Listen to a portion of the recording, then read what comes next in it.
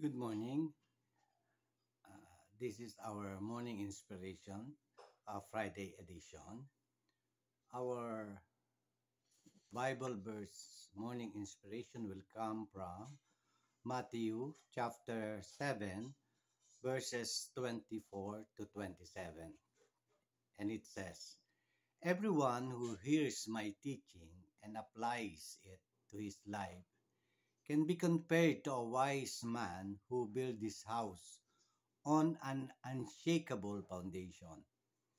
When the rains fell and the flood came, with fierce wind beating upon his house, it stood firm because of its strong foundation.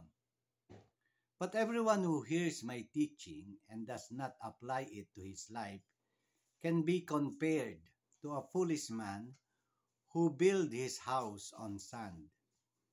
When it rains and rained and flood came, with winds and waves beating upon his house, it collapsed and was swept away.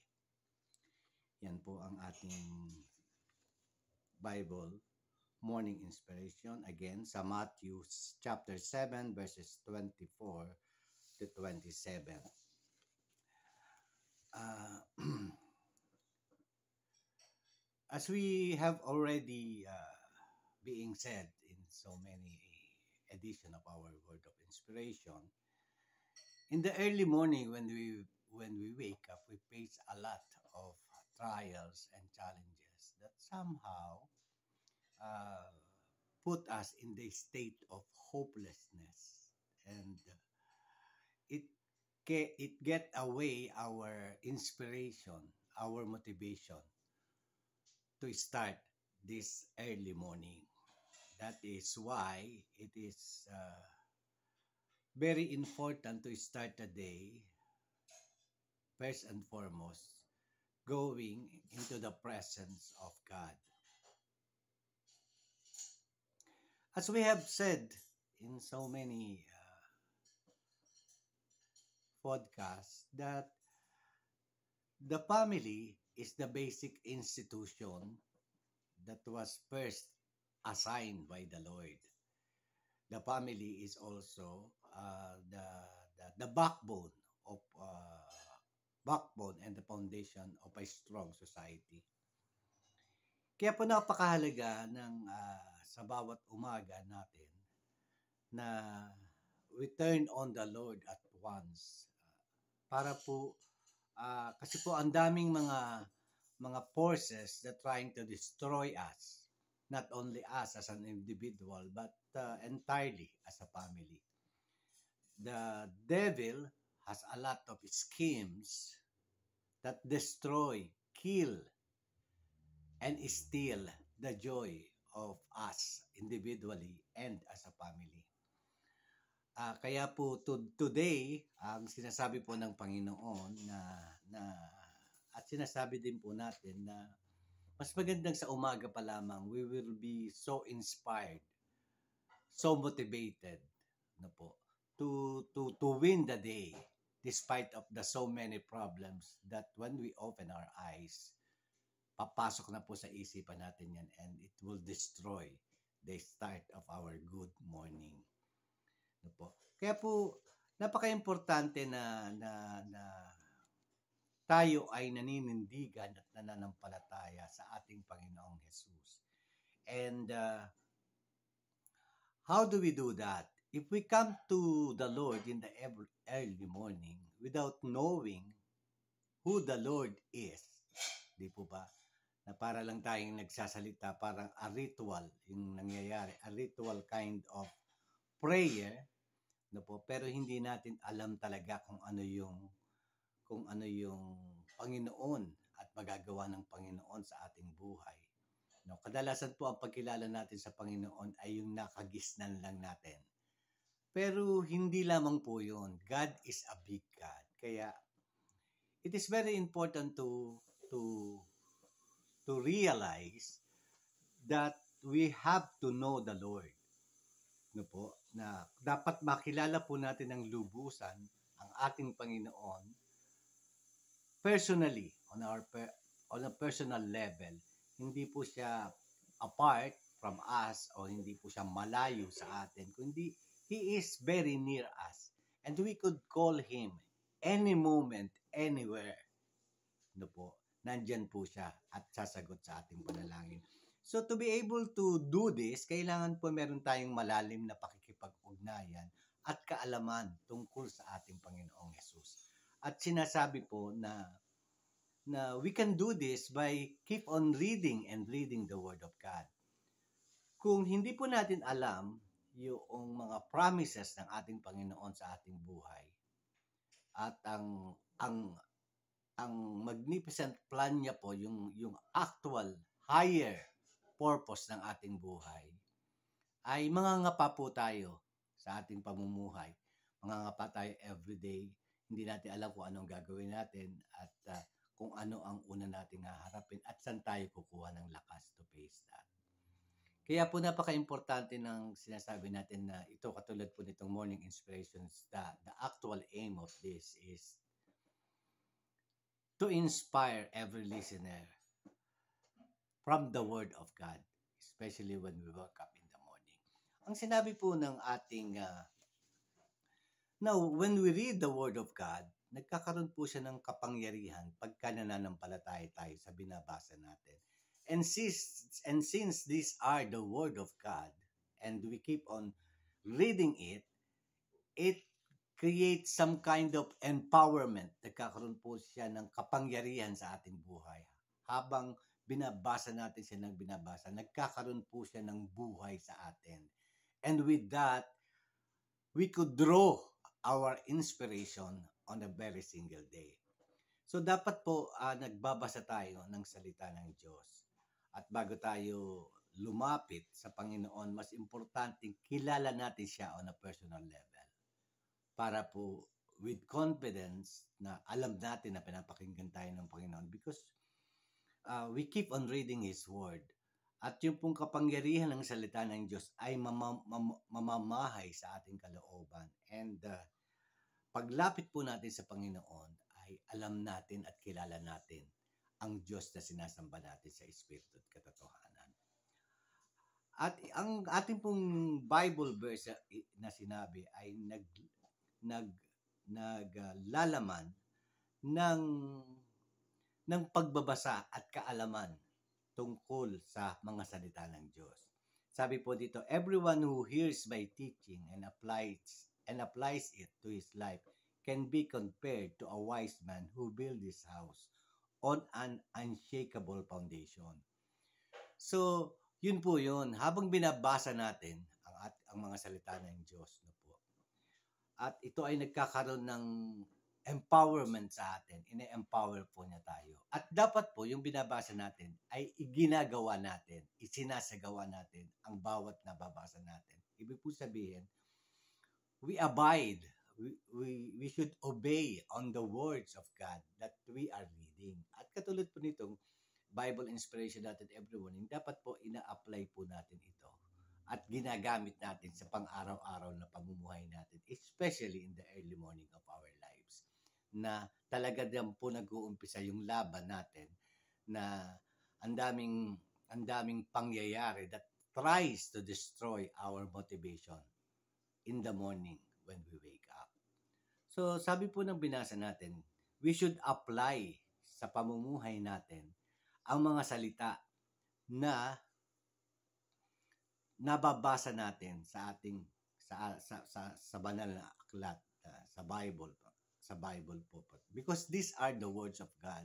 The Bible contains the words of God, the promises of God, His plan towards us, yung higher goal po, destiny or higher reason why the Lord have created us.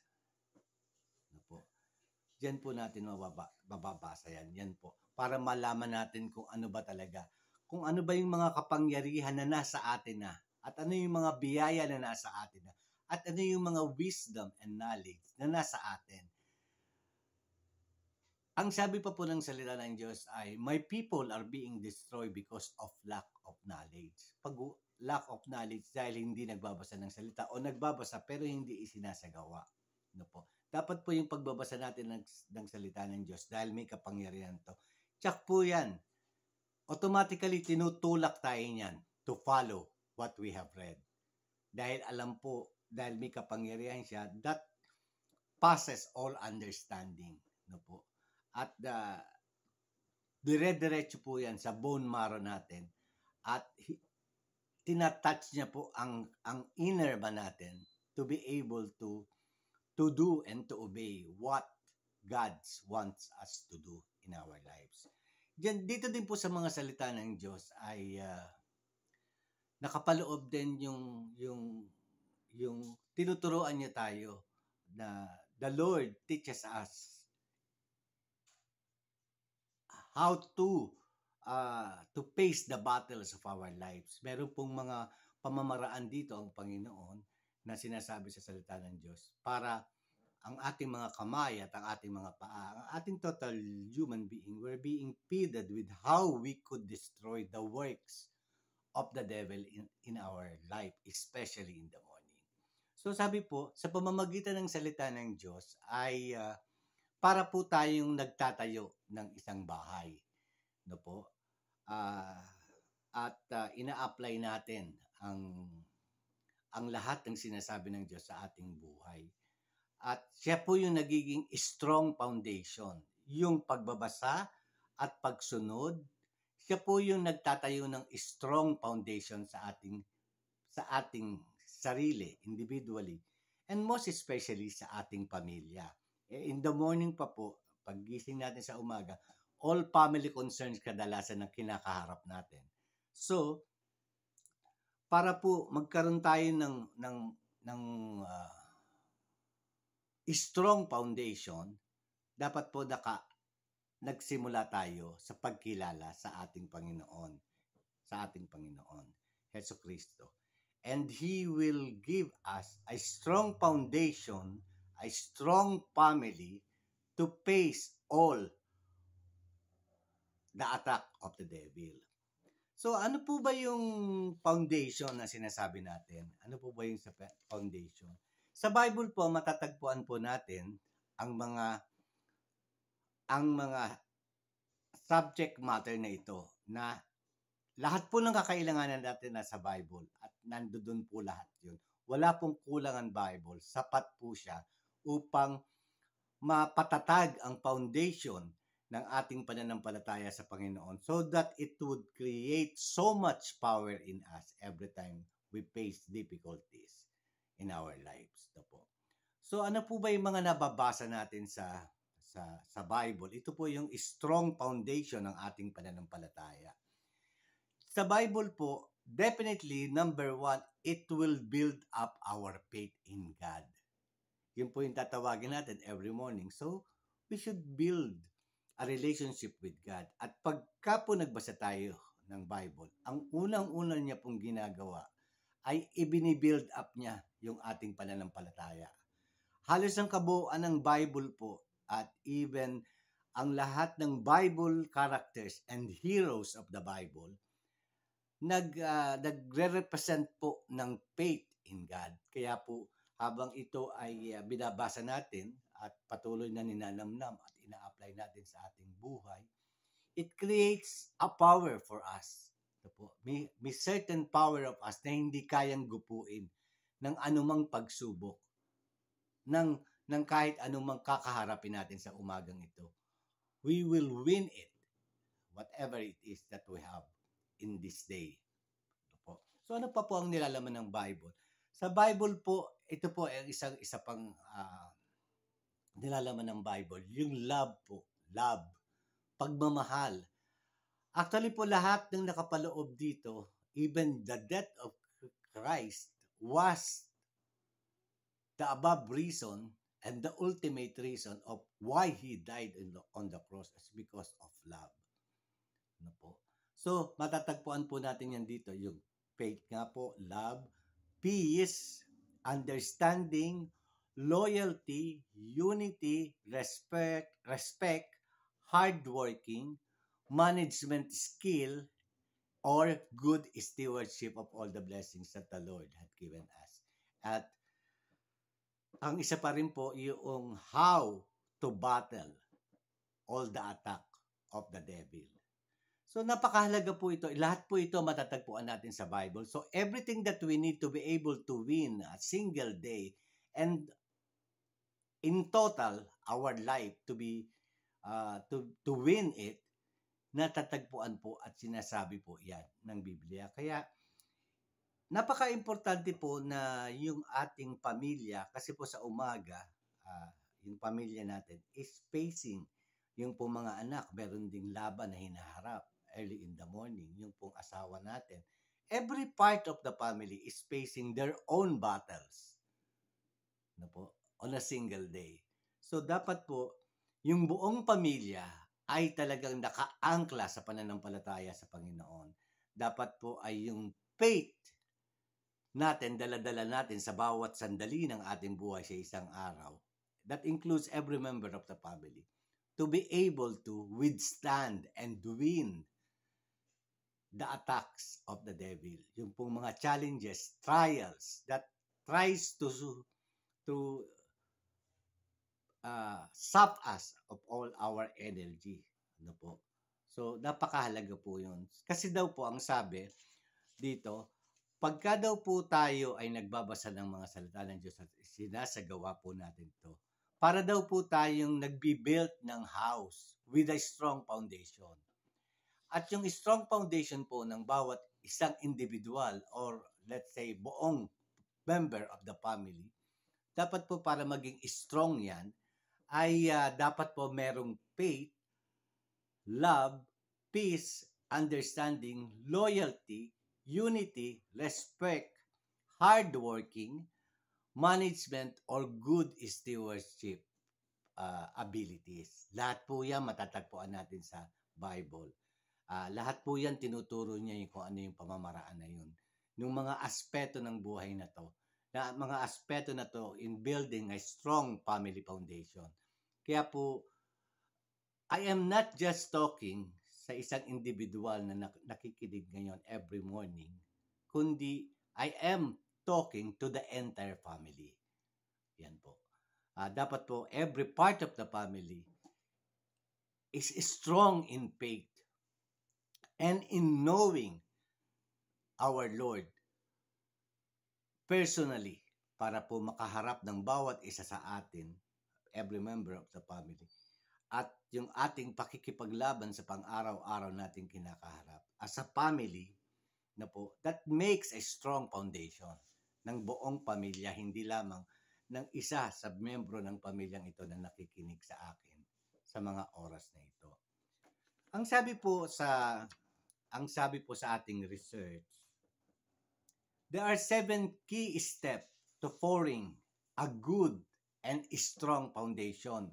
Yung pong sa engineering aspect po ito ng pagtatayo ng isang matatag na building o isang matatag na bahay. Ito po yung mga points na nagpo-provide ng strong and firm foundation ng isang bahay o ng isang building. Ito po ay batay sa survey na ginawa para ng at ang mga tinanong po dito mga engineers, mga contractors no po na nasa construction business. So very well aware po sila kung what are the elements that brought a strong foundation. Ito po 'yun. Number 1 daw po, excavation. So dapat maganda ang pag-excavate. Ibig sabihin habang malalim ang hukay ng pagtatayo ng initial na foundation, mas matatag po 'yun. Mas malalim ang pundasyon, mas matatag. Yun po, yung excavation process. Number 2 daw po yung putting. Formworks and concrete pour. Kasi po diyan sa paggawa ng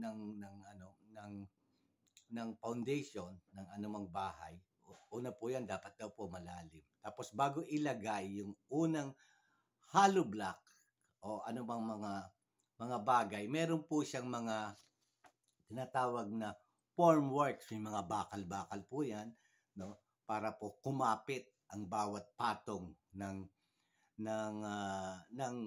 hollow blocks. At may mga bakal po yan, at saka yung pong klase ng halo na gagamitin ng semento, tubig at buhangin, dapat po strong, mas tama ang halo upang maging matatag ang bawat patong ng hollow blocks. Tapos po, number 3 is wall, formworks and concrete for. Pareho din po. So yung walling po niyan, yung una po, yung sa foundation, yun munang unang hollow blocks, mga hollow blocks sa patong-patong. Then afterwards, yung pong walling naman po nito, no, sa ilalim, kailangan po matatag din po ang walling na yan, no po, to be sure of na hindi magka-crack o sa anumang pressure ng nature, no po, hindi magka-crack yung foundation, kasama po sa foundation yung walling. Tapos po waterproofing, yun po, dahil po yung ilalim ng lupa ay normally matubig po yan. So kailangan natin ng i-waterproof upang hindi mababad yung ating foundation sa tubig. So may waterproofing pong ina-apply dyan. Tapos po drainage pipe and weeping tile. So yung pong susunod na after nung bago matapos yung foundation na yan, dyan po ilalagay yung mga drainage natin, yung sa toilet, dadaanan sa na tubo, dadaanan ng tubig, dadaanan ng kung ano-ano pa na mga bagay na hindi dapat nakalabas sa foundation, kundi nakapasok dapat sa foundation. Ganyan din gagawa ng septic tank, at duduluyan ng mga pipes going to the septic tank, going to sa linya po ng tubig. So nasa ilalim po yan. Yan po yung mga una na mga unang kailangan for a better foundation, for a strong and firm foundation. Tapos po backfill. The 6, una po excavation, number 2 footings, number 3 walls, number 4 waterproofing, number 5 drainage, at number 6 po natin backfill. Pagka naayos na po yung foundation na yan, tatabunan po natin ng lupa yan ulit. Tatabunan po natin ng lupa yan. Bago tayo magsimula sa flooring, pagsisemento, at pagtataas pa ng mga hollow blocks natin and walls na kung ilang floor man po ang kailangan ng ating tahanan. At ang panghuli po ay yung pouring, finishing concrete floor. So yun po. Pagkatapos po ng foundation, lahat at nirefill na ng lupa at ng lahat ng tatambakan po yan. Tapos diyan magsisimula yung pagsisemento na ng finishing flooring na po yan. At tuloy-tuloy na po. Pero nakakasigurado po tayo na dun sa 7 works of engineering na yun, 7 points, 7 key steps ng pouring of a firm and strong foundation. Yun po yung mga elemento, mga sistema batay sa plano to create a strong and firm foundation. So yun naman pong ating pananampalataya sa Panginoon na tinatawagan natin at ini-invite natin to participate in our daily activities in life. At hinihinga natin ang lahat ng pangangailangan natin at ng paggabay at humihingi tayo ng wisdom and knowledge. So, ganun din po yun. For us to have the confidence na kilala dapat natin yung nilalapitan natin at hinihinga natin ng mga bagay-bagay na kakailangan natin sa bawat araw ng ating buhay. So, kung may 7 elements po o 7 key step ang pagpatatayo ng bahay, para strong and firm ang foundation, kailangan ganun din po sa ating pananampalataya. Dapat po merong pananampalataya, love, peace, understanding, loyalty, unity, respect, hardworking, management, and good stewardship foundation. So, dapat meron pong foundation of strong foundation of faith, strong foundation of love, strong foundation of peace, strong foundation of understanding, loyalty, strong foundation of unity, respect, hardworking, management, and good stewardship. Yan po yung nagpapatatag ng ating pananampalataya sa Panginoon upang every morning that we come into the holy presence of God, we are very sure and we are very aware that the person whom we ask guidance ay kakilala po natin ng tuwiran. At pag nakatayo po tayo dyan sa pananampalataya na yan at sa pagkilala sa ating Panginoon, yung pong lahat ng elemento ng isang tahanan upang maging strong siya kahit na ano po ang dumating na bagyo sa ating buhay o sa every morning of our life, kung ano man po yung mga alalahanin at mga kakulangan ng ating buhay, we are very confident na lalapit sa Panginoon at alam natin na tutugunin niya na ang ating mga panalangin. At hindi po tayo magugupo ng anumang waves or strong winds ng buhay natin or challenges and trials ng buhay natin. Hindi po tayo magugupo niyan dahil very strong yung foundation natin, which is yung ating pananampalataya sa Panginoon that will make us a winner in this life.